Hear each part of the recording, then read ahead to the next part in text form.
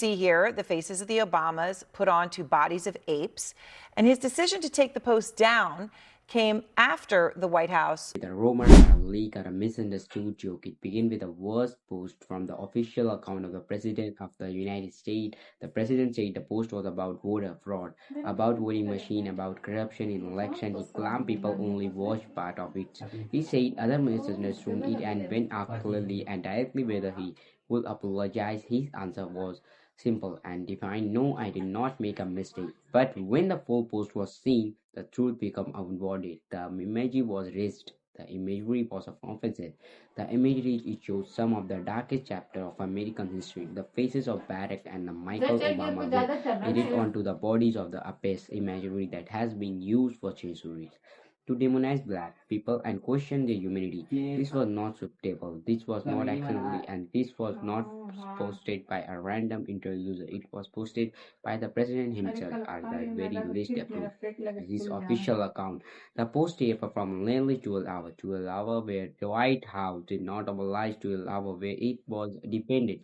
12 hours where officials told the public to stop being outraged. The White House press secretary dismissed criticism and claimed it was simply a meme portraying the president as the king of the jungle and a Democrat as a character from Lion King. She told Americans to focus on things that really matter.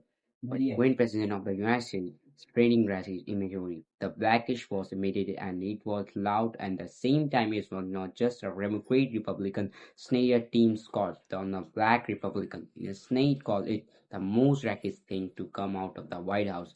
That only should have been a moment of a reflection instead the story. Shifting again suddenly the post was removed.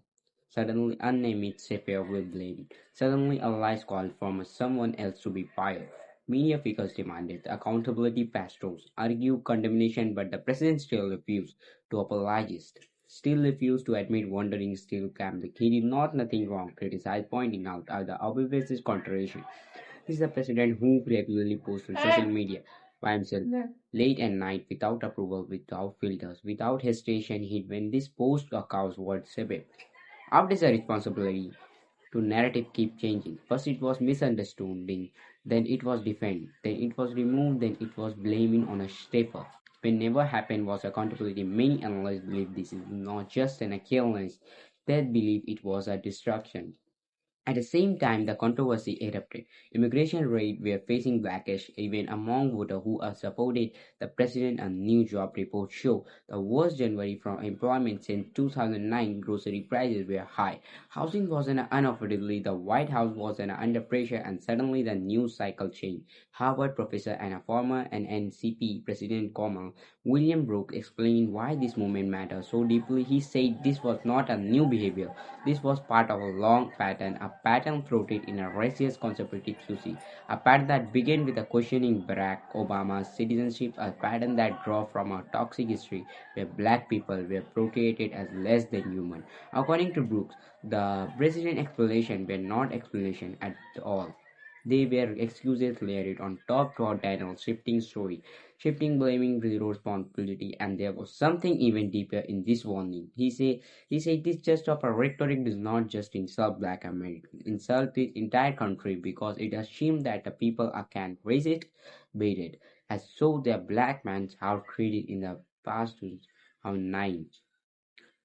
Now we see that but criticize argue the opposite. Strength is an admitting a mistake, strength is an correcting harm, strength is leading a nation forwarding a state of tearing a part of refusing to apologize. It's not a power, it's a fear of a looking weak, fear of accountability, fear of losing of control and narrative. And this here is the most dangerous part of all.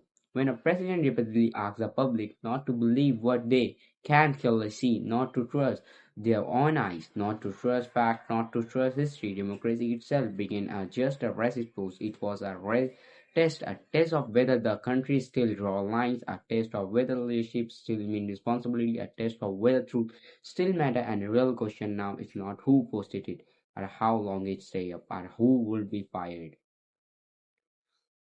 Please comment down below for this video. What I make on this video for just your support, and can daily update the videos for the real truth about the Americans and the world going in the world global news.